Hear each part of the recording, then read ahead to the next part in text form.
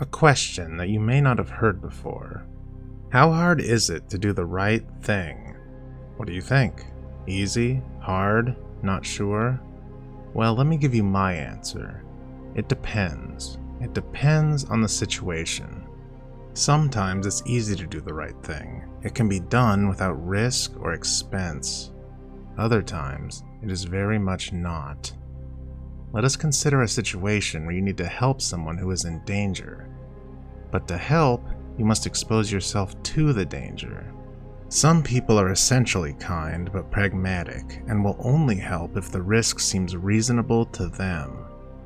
Some are selfless and will try to help even at great personal cost.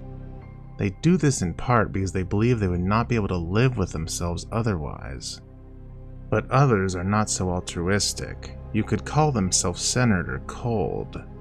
These individuals might only help if the risk to them is virtually zero, and even if it is, they may decide that it's simply not worth the trouble. This is a spectrum. However, for some, all of this will end up being irrelevant.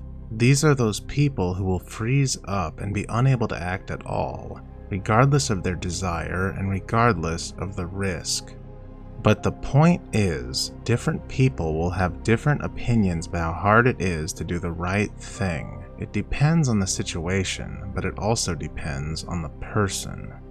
Not everyone can be a hero, and many of those that can have no desire to be one.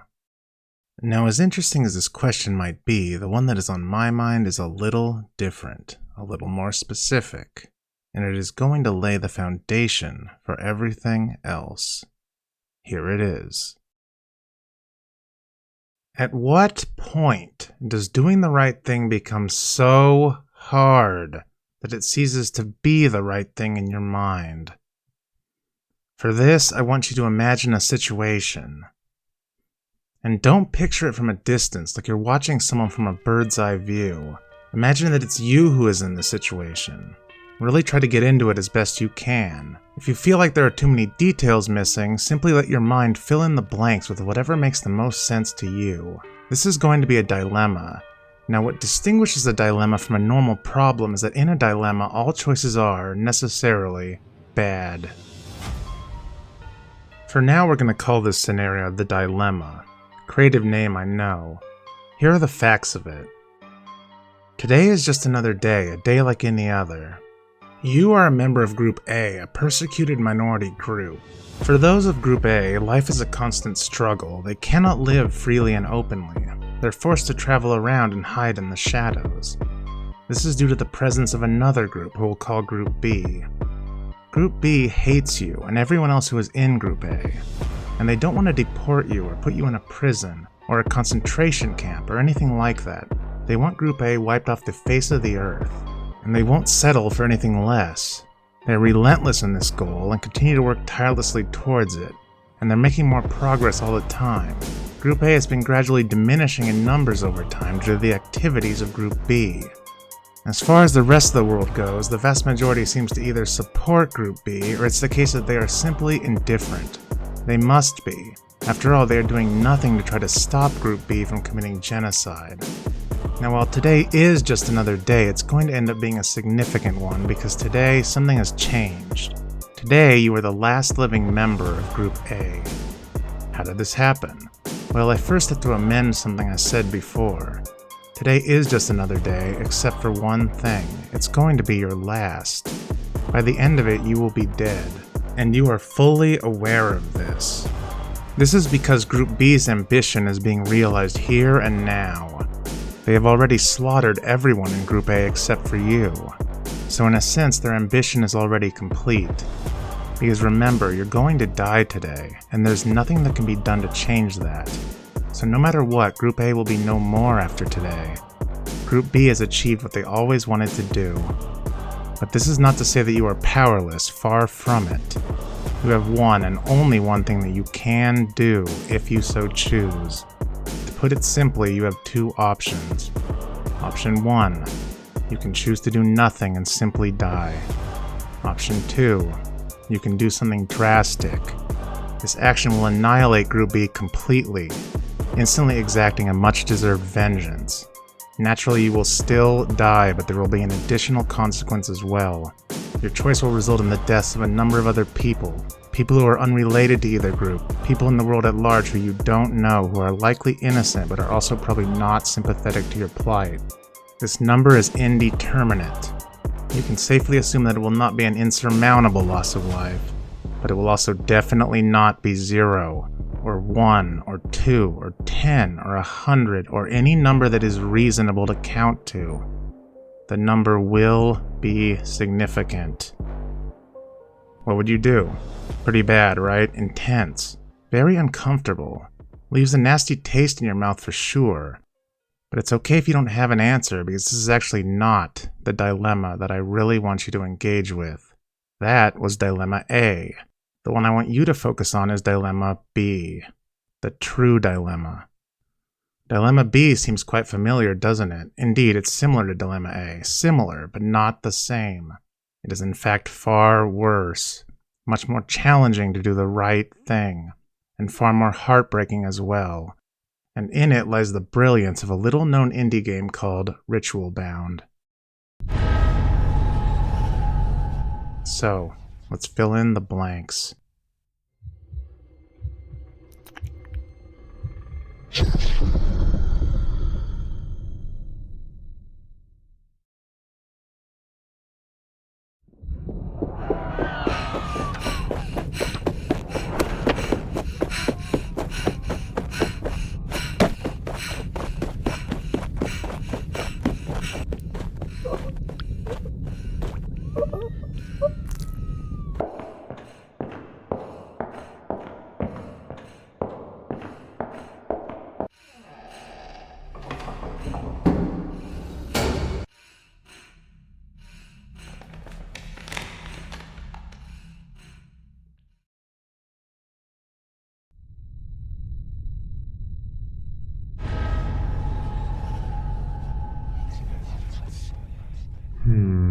Is it time already? Greetings. Pleased to meet you. I would love to wish you good luck, but I'm so hungry. Ritual Bound is a game that's easy to describe on the surface. It's a short, point-and-click puzzle game. It will probably take you 30 minutes to an hour to see all endings. It was made by Pablo Rodriguez Saceta, a developer from Spain. A number of other people contributed to it, but Pablo designed the game and wrote its story. It is free to play and was released in May 2023. In this game, you are a witch. You've been given a bloody finger along with a note that reads, "Don't let it escape." That is your mission. You are to reinforce the magic seal that keeps one of the great terrors of this world at bay. The game seems simple, doesn't it? A little crude even, quite retro, like an 80s adventure game. But believe it or not, this is one of the most thought-provoking and emotional games that I have ever played. It's one of the most pure examples of a story that can only be told through the medium of a game. And it feels like the story to this indie puzzle game that so few have played or talked about almost has no business being this good. You'll see what I mean. Anyway, this dark and handsome fellow taking up about half the screen is called the Eye in the Dark. When I refer to him from now on, I'm just going to call him Eyes, because, well, that's what he looks like. Eyes is an ancient and extremely dangerous eldritch creature that your band of witches has been keeping sealed away for generations. He is here in this room for the same reason you are. The magic seal that keeps him trapped is about to expire. If Eyes does break free, well, someone's going to have a very bad day. He eats people. But contrary to what you might expect, Eyes is more than just a monster. He is intelligent and capable of speech. As you look around and investigate different things, Eyes will talk to you. He has a lot of things to say. It's probably been a long time since he's been able to have a conversation with anyone, so it's hard to begrudge him that, even if he is your opponent. But Eyes is not your only enemy. Right now you're stuck in this room. It's the sealing chamber. You barricaded yourself in, blocking off the only entrance. You did this because of the witch hunters. Group B, remember? They mistrust and fear witches, and so they hate them and try to kill them. even though the witch's sealing ability is the only thing that's keeping eyes and other monsters from escaping into the world. These people have killed many of your friends and sisters today. Everyone you knew or ever cared about is dead, and it seems like you're going to meet the same fate as soon as they get here. But for now, it's just you and eyes. The first thing you should probably do is read these books, to get a sense of what you're supposed to do.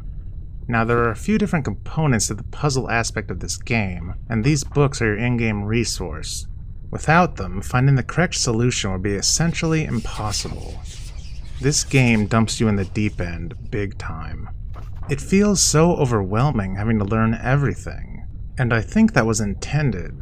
It serves the narrative experience of the game. It's an overwhelming situation that our character is in. Me, I already know the solution, but I'm gonna try to take my time just to show off some of the cool things.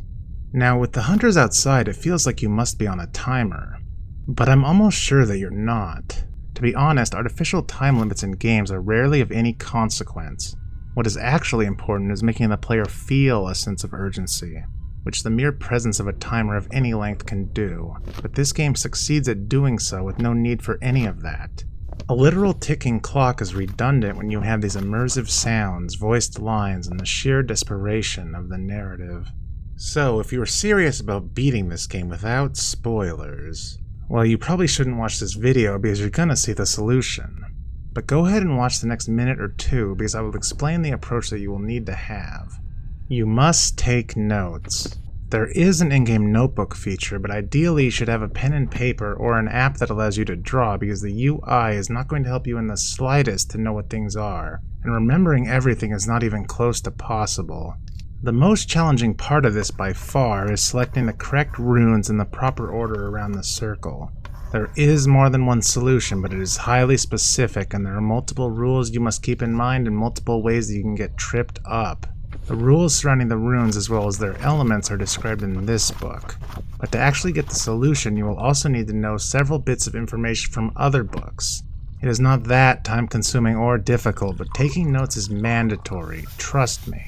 You must also get the incense mixture correct, but this is fairly simple. There is a minor twist, but once you know it, there is nothing else to worry about.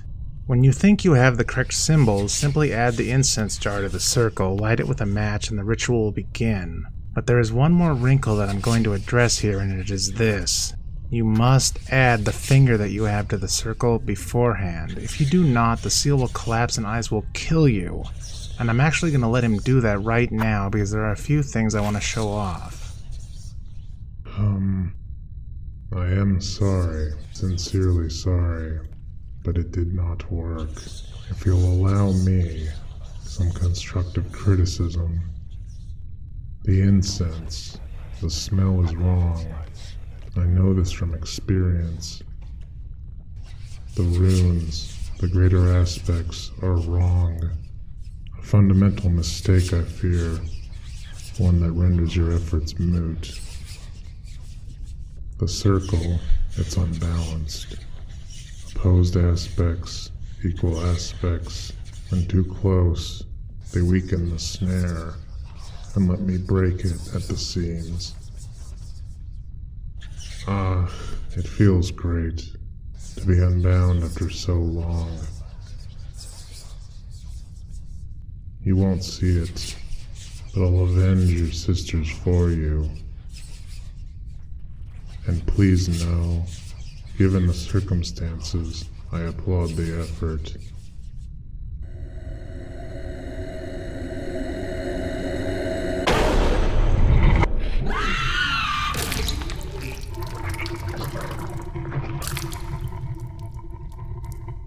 These failure dialogues provide characterization and atmosphere, but not only that, Eyes tells you everything that you did wrong so that you can try to do it right next time. This is excellent game design.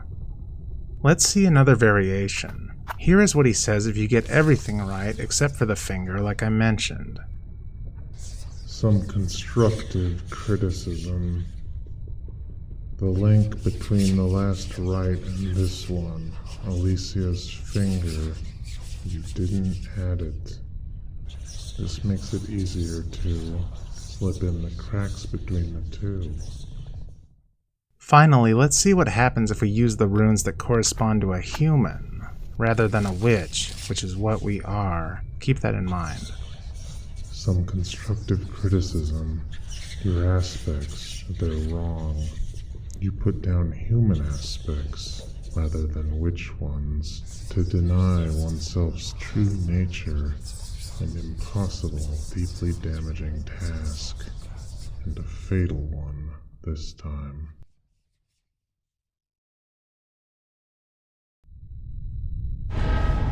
Right, so this time let's do it right and see what happens. By the way, do you still remember Dilemma A? If so, then most of this should be familiar, though there are a few new things as well. But the choice is the same. You've had some time to think about it now, so what if it was you wearing the pointy black hat? Would you even want to seal eyes away? Well, it's probably better to not worry about it too much yet. Let's see what this does first.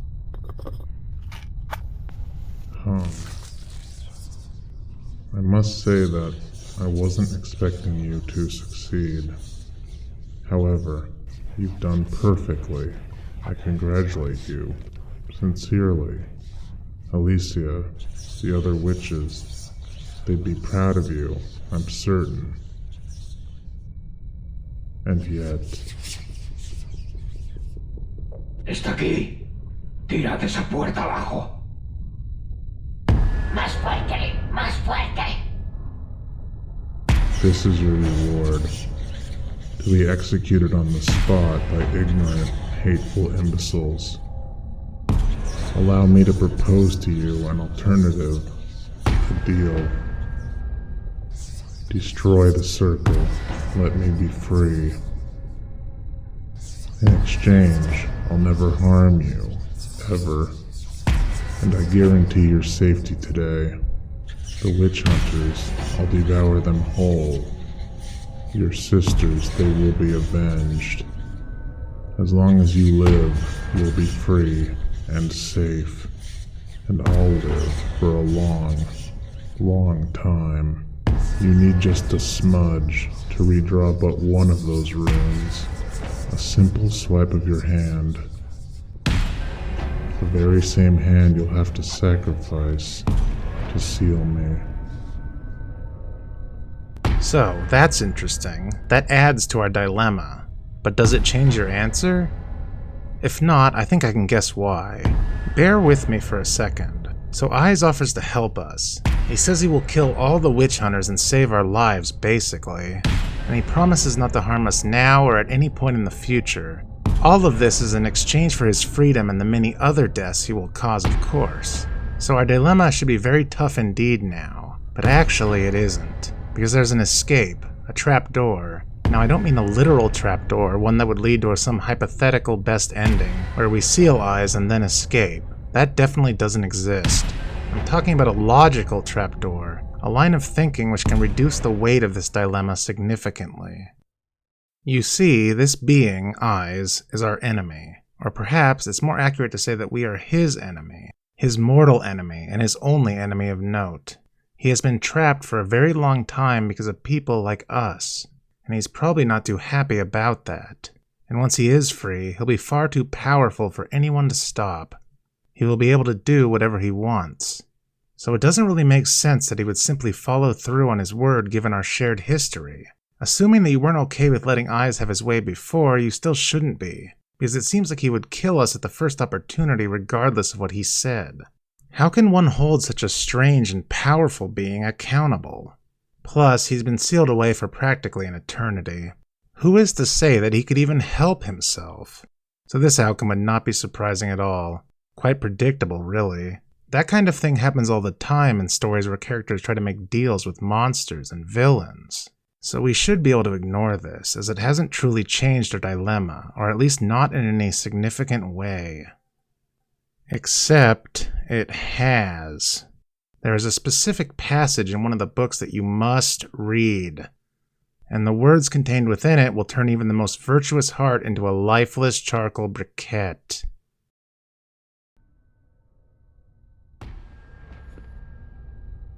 It's from Aiza's entry in what is effectively this game's monster manual, which we haven't looked at too much yet, and here it is. The most dangerous being in Golden Valley and perhaps the world. Nobody has seen beyond two eyes floating in a living dark and lived to tell the tale. Its form, natural weapons, or movement methods are unknown. Whole cities have been razed by this entity. There is only one known weakness. It is bound by its word. It is irrepressibly compelled to meet any deal or promise made. This fact has been tested by this author, and they'd like you to know this. Should you see it, run. This is when you realize how bold and powerful this simple bottle story actually is. Real life doesn't always have easy answers, and this game definitely does not. Something I love about how Aiza is portrayed is that he takes no pleasure in the fact that he has us at a disadvantage due to the witch hunters. Pablo did not even have the kindness to let us hate Aiz or even see him as truly malevolent. Aiz is not evil. He does not kill out of malice. No, Aiz devours people because he is Aiz. He is hungry and must feed. It is his nature. To hate Aiz is to hate a storm or a wildfire or an earthquake. It is not possible. This cannot make our dilemma any easier, and in fact it makes it even harder. Because Aiz has far more honor and empathy than these witch hunters, and he views them as the human garbage that they are. He would never accept their help if he had any choice in the matter.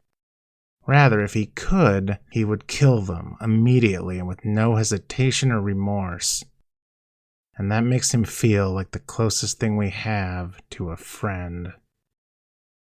So, the atmosphere was heavy before, but it was nothing compared to now when we are drowning in the enormity of this dilemma. It is brutal. If we want to do the right thing now, we must ignore a course of action that is the only way we can save our own life. Because if we do seal Aiz away, we are completely screwed. As you know, the only way out of this room is through the witch hunters. And they are definitely going to break in, soon. And they will kill us, and then probably return home and have a grand party to celebrate what they have just done. This would be after we manage to seal Aiz away. Think about what that means. We would have prevented an outcome where humanity would be massacred at will by a fast, intelligent, and completely unstoppable apex predator. One who is immune to any and all conventional means of attack. One who can be reasoned with, but who will not be moved because humans have nothing that he would want, and who does not respect their right to exist because he views them as food. That is what we will have stopped. That is what we will have prevented from being let loose on the earth.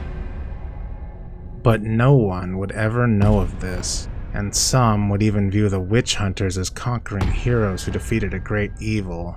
Talk about a bitter pill to swallow.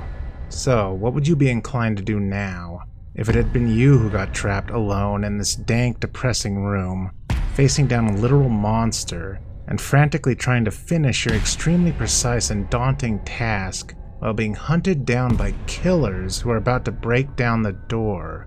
Mull it over for a bit as we go on. Now, Aiza's offer is certainly tempting, but to take it, we have to drop character. Remember the opening sequence of the game with the finger wrapped in the note? Don't let it escape. That was Alicia's finger, if you remember. Our master. She wrote that note using her own blood. Alicia was the one who sealed Aiz the last time around, and she was counting on us to take care of this on her behalf, even after she was murdered by the witch hunters as well. Her imminent death at their hands did not change what she thought the right thing to do was. Can we really turn our back on that? On the faith that others have placed in us? On our duty that we must have committed to long ago, knowing that it was thankless, and in spite of the bigotry and ignorance that we would have been well aware of when we started? That would not be easy. Now, you might disagree, because you might be the kind of viewer that I'd like to have.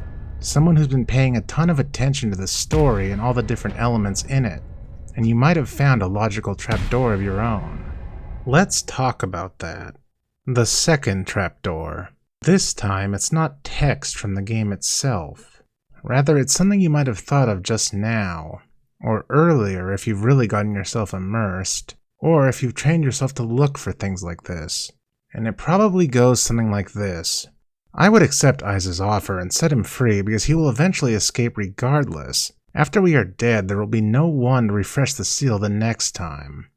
Alternatively, it could sound like this. These witch hunters are barbaric and understand nothing. After they kill us, they're likely to destroy the seal on purpose in their ignorance, so Eyes will be set free anyway. And there may be other possibilities as well. These are called plot holes, or more accurately, potential plot holes, because their validity could be argued. But their validity actually isn't important. What is important is that they're convincing for you, and this is actually not a good thing. While thinking about these is rewarding in an intellectual sense, it's philosophically cowardly. It's an escape that your mind is grasping for in desperation due to how uncomfortable this is. But this discomfort is the drama, the whole point of the game. So you should not give in to this craven impulse. Ignore it. Assume that this sealing jutsu is indestructible once formed, and that there is some mechanism in place where someone will be there to renew it when the time comes. And assume anything else you need to maintain this dilemma that our protagonist faces. Don't attack it using some cold line of logic and try to weaken it. Don't run away. Confront this head on. Because if you don't, you'll miss out on the beauty of this story, and you'll miss out on what it could teach you about yourself. Don't be afraid to admit that you would do the scared thing, the angry thing, the selfish thing, the wrong thing, that you would take the low road when there's a higher road to take, because that is part of being human. And because I am willing to admit it, I can tell you that I'm not a Christian. I am not even religious at all. But there's a Bible verse that I have memorized because I find it fairly inspirational and valuable. I see a lot of wisdom in it. On top of that, it just plain sounds cool. It goes like this.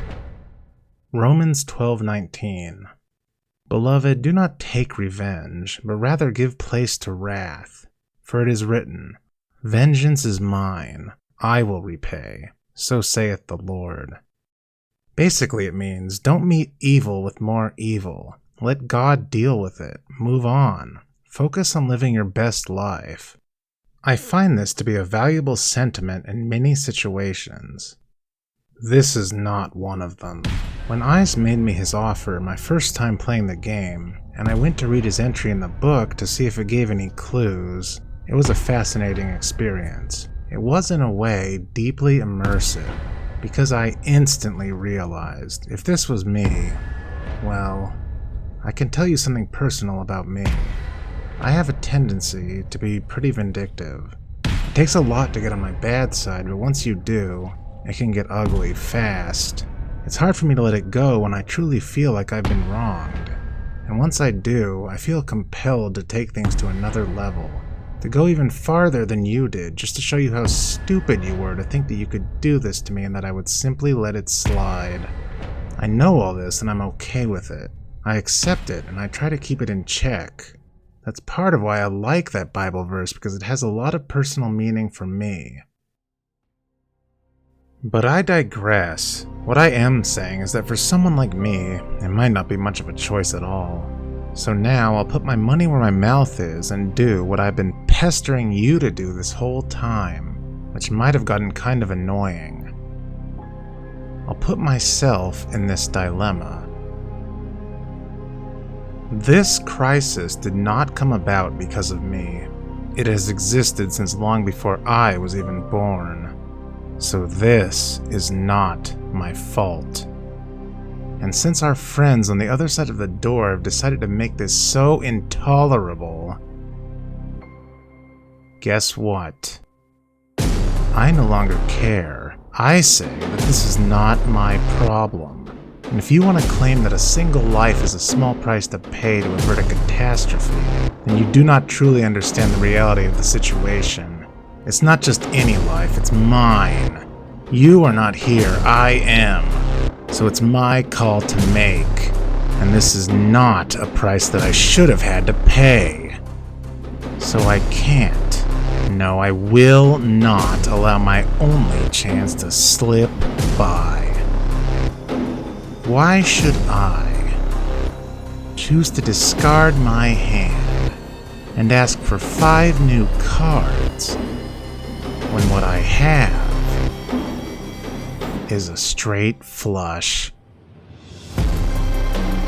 Sorry, but when Eyes eats you, at least you can take it up with these stupid bastards when you see them in the next life. Just don't try to take it up with me, because I'm not going to be there.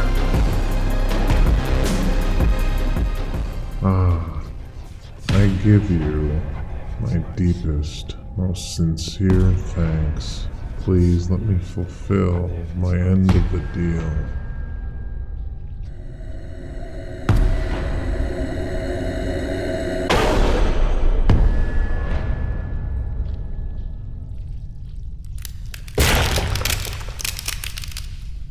¡Oh! ¿Qué es eso? ¡Disparad! ¡Disparad!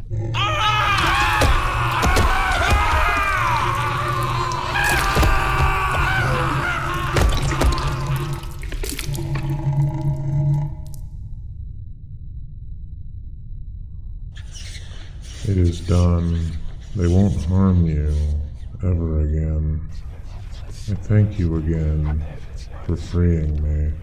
It is a debt I will not ever be able to repay. Go on. You're free of this place, of this deadly responsibility. If you ever need me, if anyone ever dares to raise their hand against you, you needn't do more than call me. I'll be watching from the dark forever.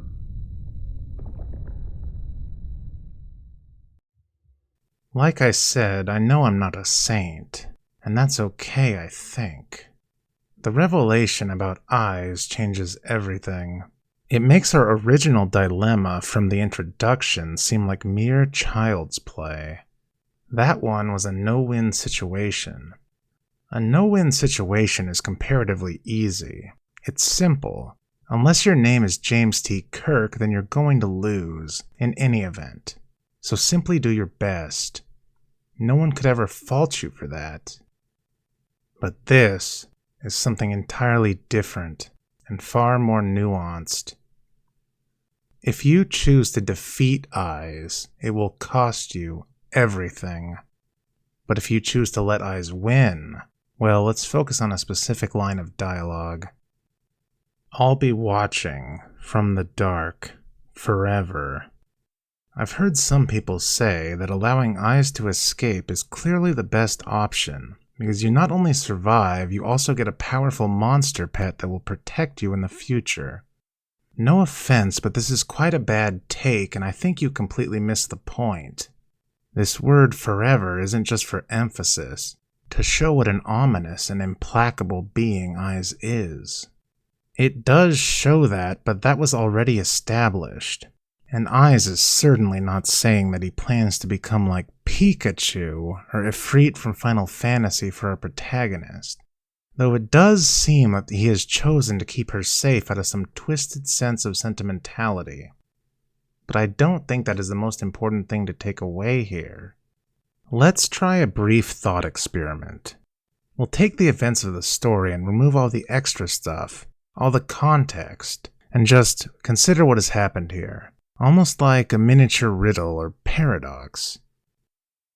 A witch entered the sealing chamber. Then later, Eyes escaped it, followed by someone else. Who knows who that person was, but they can't have been the witch, because it's obvious that they helped Eyes escape, and no witch would do that. So, what do you guys think happened to that witch? The witch hunters never did make it inside, so it can't have been them. Did Eyes get her? Maybe. Me, I think it must have been that other person. They must have decided that witches have no place in this harsh and unjust world, and so they chose to kill her. Ironically, this is the same thought that would have started all of these tragic events. Witches should not be in this world. And now, witches will never appear in this world again. Not even 1,000 years from now. Our friend Eyes is not going to let that happen. He'll always be watching from the shadows, making sure that there is no one who could possibly seal him away again. And Eyes is immortal. He will never die. So the protagonist got her revenge on those disgusting witch hunters, but in doing so did their job for them more completely and permanently than those fools ever could have. So what this actually is a narrative device. It is a constant reminder of her failure, a specter that will be looming in the shadows everywhere she goes, every single day for the rest of her life. Even when she is elderly, confined to a bed, no threat to anyone, it will still be there.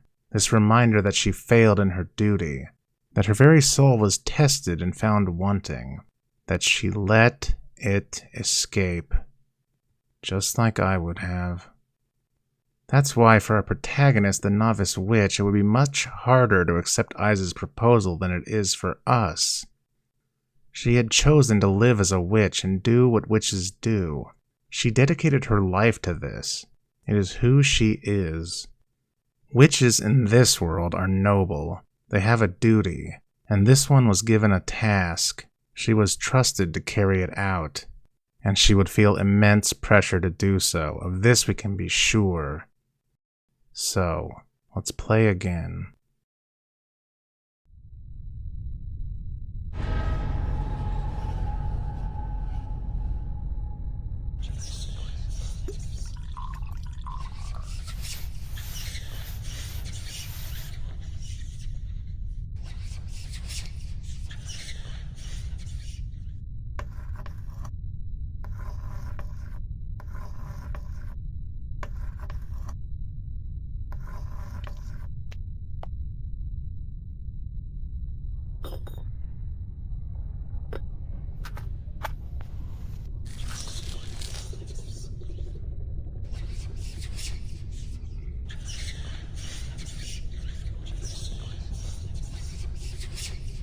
Está aquí.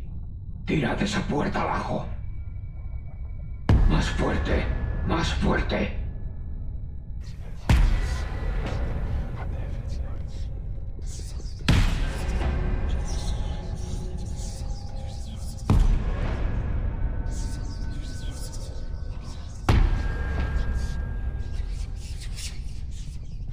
This time, we must decline.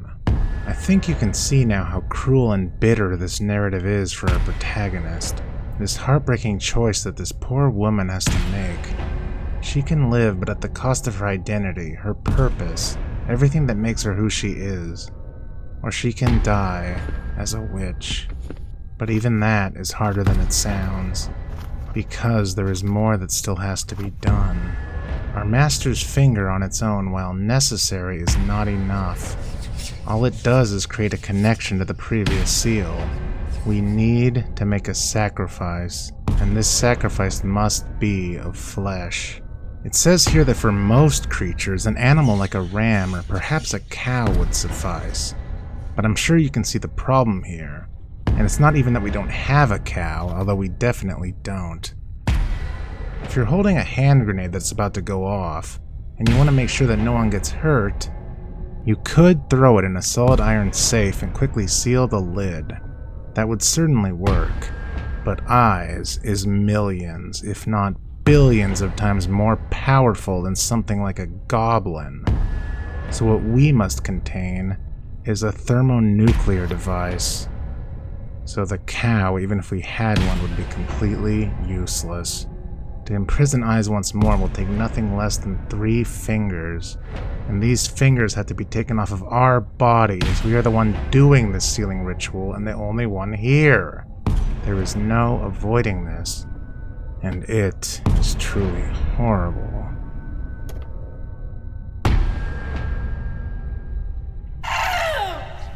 It hurts, doesn't it? You can still stop. I can undo the damage.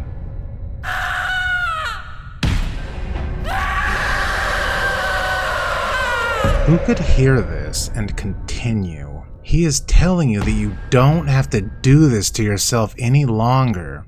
You don't have to do this at all. You don't have to do any of this. You can stop. It will be okay. Everything will be okay. He'll take away all the pain immediately and completely. Then he'll eradicate your hated enemy utterly and forever. They will never hurt you again. They will never be able to hurt anyone ever again. It'll all be over, so don't do this. Just take your ball and go home. The worst part is, you know he's telling the truth. This is no false hope. He means it. He'll do it. He will gladly do this for you. There is no doubt about that. So how are you doing this? How can you possibly turn away and continue to mutilate yourself when you are already in agony? And under these circumstances that fate has made so sadistically ironic. It is incomprehensible, but we go on.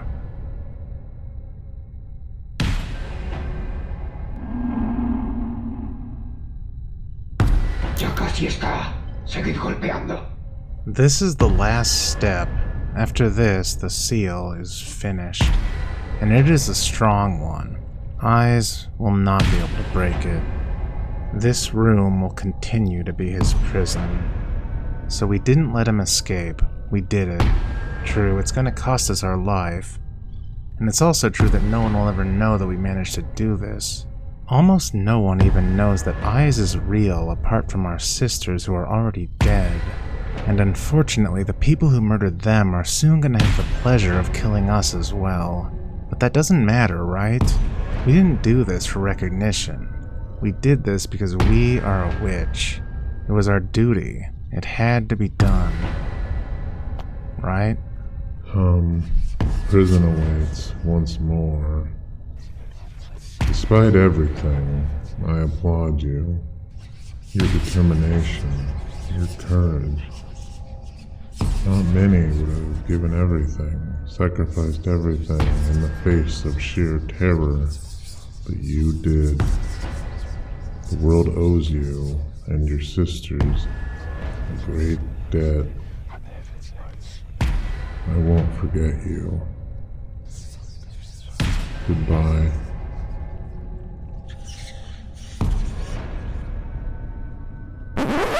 A final aside. As hard as it already is to have to make this choice, there is still one and only one way to make this feel even worse. And if there is only one thing that you take away, dear viewer, let it be this. Please imagine for one last time that our protagonist, the idealistic young witch, is you. And this is the path you chose. You read all the books, absorbing all the relevant information despite the pressure you were under, and then you applied it perfectly. You followed every step, you inscribed all the correct symbols in the correct order on your first try. You properly selected and measured the reagents. No mistakes. You took up that jagged blade and hacked off your fingers one by one as your body was screaming at you to stop. You did everything right. And throughout, you somehow managed to block out and ignore everything that Eyes told you, despite knowing that he was your only salvation, the only means of escape from a miserable death at the hands of a gang of murderous thugs, beings far worse than him, and knowing that he could not lie to you. His offer was real.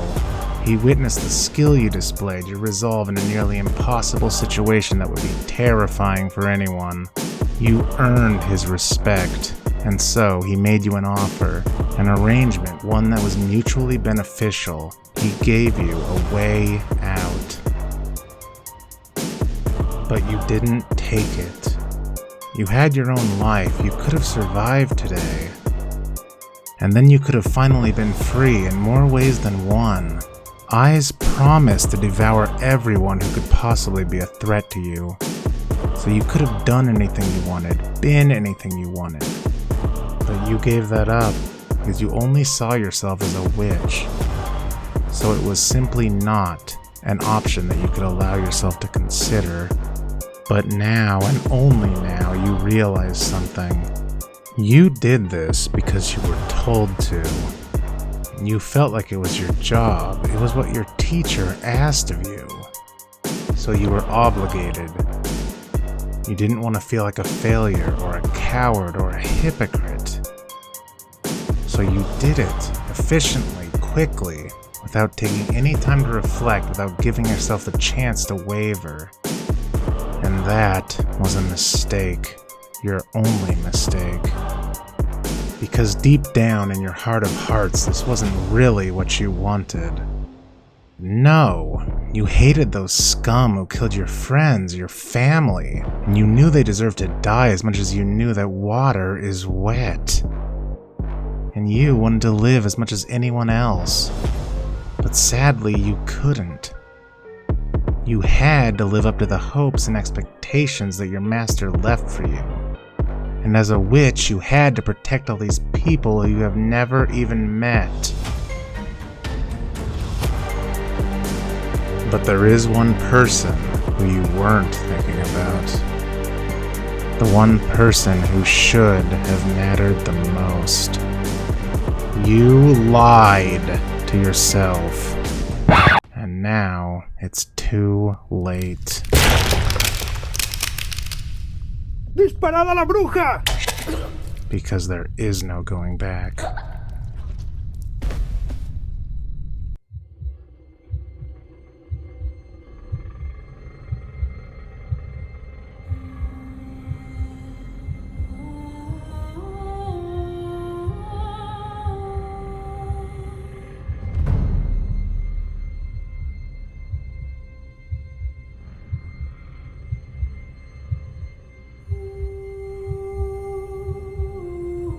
There never is.